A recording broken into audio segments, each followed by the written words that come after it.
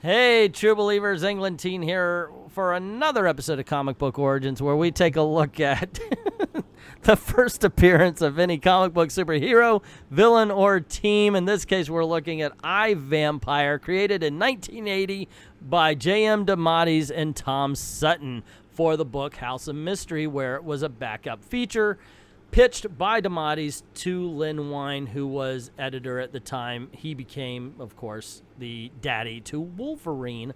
A lot of fun. This was a commissioned video, but unfortunately I didn't look it up because, you know, I'm just not that good at this job. But if you would like to have a commissioned video, go right on over to Ko-Fi. Links in the description below. Pick out whatever topic you want. We've got all sorts, bad comics, really that bad, and just added costumes and cosplayers. You pick out whatever subject, you pick out whatever topic, and we'll get that video to you ASAP. Like to thank everybody who's already done that, and with that aside, let's get this party started. Right here we got a really striking cover until you look at it closely, like the red, the orange of the sun, the bats flying, the green dress, him holding the girl. It's very striking, and then you look and you go, how long is his right arm? Seriously, she should be up closer to his shoulder in order for this to work, because the way he's holding her, the right one, or the left one seems to be working, but the right one has to be at least another foot for that angle to work. Salutations, shock seekers, and welcome back to the House of Mystery. I'm Kane, your cadaverous caretaker and basic bon vivant, here to introduce to you someone special. He is Andrew Bennett, a tormented soul cursed to walk the earth for the past 400 years, seeking to destroy an undying evil, and his story begins on the very next page. Come meet him, if you dare. My mind is a swirl with so many images, friends, lovers, demons, all rolling into one indecipherable whole. As the years pass, it becomes increasingly harder to tell where the dark line between good and evil, between the shimmering gates of heaven and the steaming pits of hell truly lies. And nowhere is this confusion more evident than within my own heart. I have seen so much, I have borne the devil's flaming cross, and yet I survive. I, Vampire. Okay, nice little announcement and everything, but you're showing us, like, pictures of people and everything without any explanation. I mean, it's an okay, I guess it's an okay splash page, but wouldn't it be nice to at least know a name to the women at the top, the old man or anything? I mean, if you're going to show them, give us a little more information. On the next page, however, we do find out the name of at least two of the people we saw on that splash page. Deborah Dancer and Dmitri Mishkin were called to the rooftop because of Mary Queen of Blood being in the hotel across the road. But as they look upon her building, they don't see a wolf coming up to them. At first they're startled, but then they find out it's Andrew Bennett, I, Vampire. The young lady seems to be okay with the fact that he came up all wolf-like and such, but the old man just doesn't trust it and can't believe how casually they're acting about his, as he quotes, perversions. Believe me, Mishkin, I do not accept my condition, casually. Mishkin and I had been associates for years, but still he feared me, loathed my undead ways, and I cannot blame him. For he had not known me before. He had not known the cheerful Lord Andrew Bennett of Queen Elizabeth's court. He never heard me laugh or raise my voice in joyous song. I was a far different man than I'd become. Something of a legend at court, thanks to my daring exploits during the war with Spain. But I much preferred being lionized for my ballads of peace. For I saw no glory in war. I saw only the corpses of innocents sent to their deaths for reasons they never truly comprehend. And how would the old Russians react to the sight of Andrew Bennett in love, as if the word love could do justice to the ineffable feelings that united me with my darling Mary? Holy crap, that's like 52 pages worth of story in a modern comic book.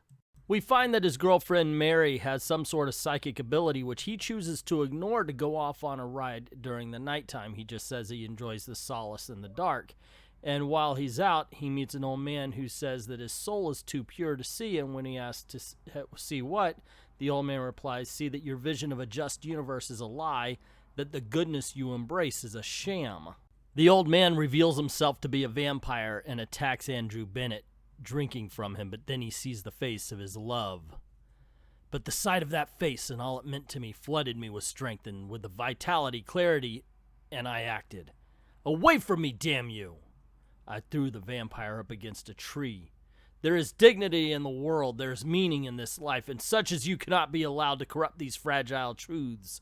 I remember the legends that haunted me as a child, the legends of a creature that the Irish called Dare Ghoul. I knew what had to be done to destroy this inhuman filth, and I did it. But my triumph had come too late. I'd lost more blood than I'd realized. Mary. My vision blurred, my insides turned to slivers of ice. And in the year of our Lord 1591, I died. For 3 days and nights unholy sleep took me, and when I finally returned to my opulent quarters within the castle, why is Andrew avoiding me? Why doesn't he leave his rooms?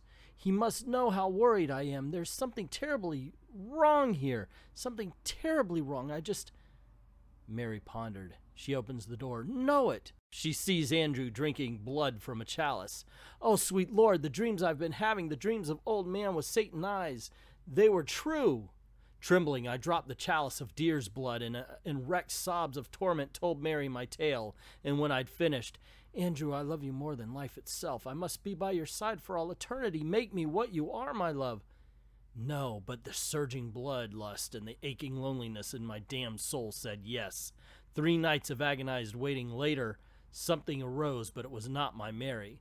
Oh, Andrew, I never dreamed that it would be like this. I feel so strange, so wonderful. There is a power in me, the unbridled power of hell at my command. We are superior to the human rabble now, Andrew. We could have this kingdom in our hands. No one could stop us. We shall be rulers on a throne of blood. What are you saying, Mary? Your words are twisted and unclean like his. I've made you a thing like him. You dare reject me after I gave up my life for you? You shall pay for this indignity, Andrew Bennett. By the devil you will pay. Mo women, mo problems, am I right?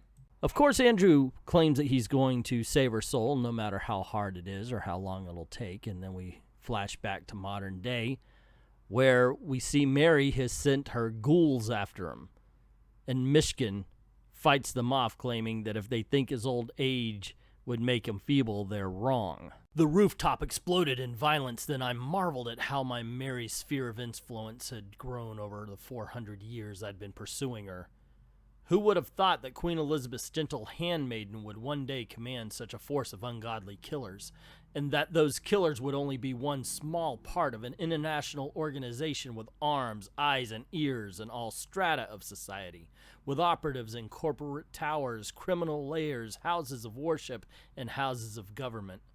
And any wonder, then, why I went berserk at the very sight of her puppets. We get it, man. You're heartbroken. It's time to find a rebound girl. It's been 400 years. I think you're ready. They defeat the minions, but only find out that they were a distraction, so Mary could escape in her car, but Andrew flies down as a bat. As he lands, he rips the door off the side of the limousine. The driver escapes, so Andrew confronts Mary, only to find that it was an imposter sent to fool Andrew all along. How easy to make a fool of you, Andrew Bennett. The mistress said it would be so. It was one of our own that called you here just so we could humiliate you and tear down the walls of your ego.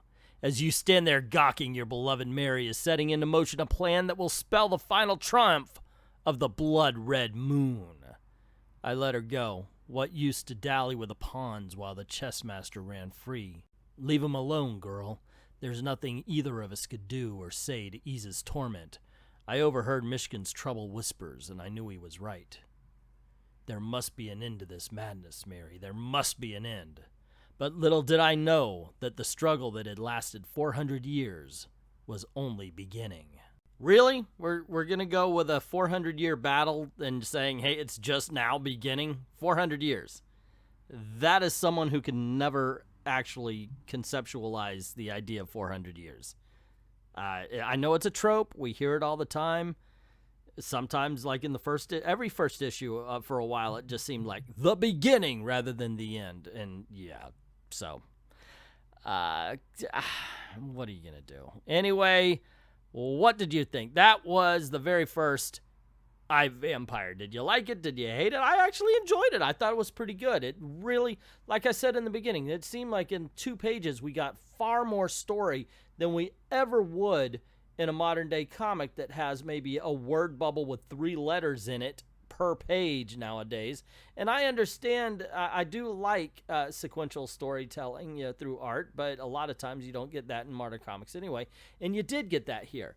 I do appreciate it. I did like this story. It didn't change the world for me, but I could understand why this became a popular character.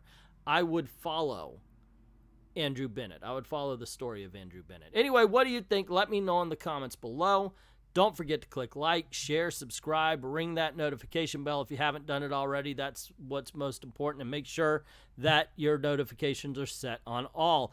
Now, if you want a commissioned video like this, go right on over to Ko-Fi. Links in the description below. Pick the topic, pick the subject. We'll get that video to you ASAP, or just drop $1 in the tip jar for a job well done.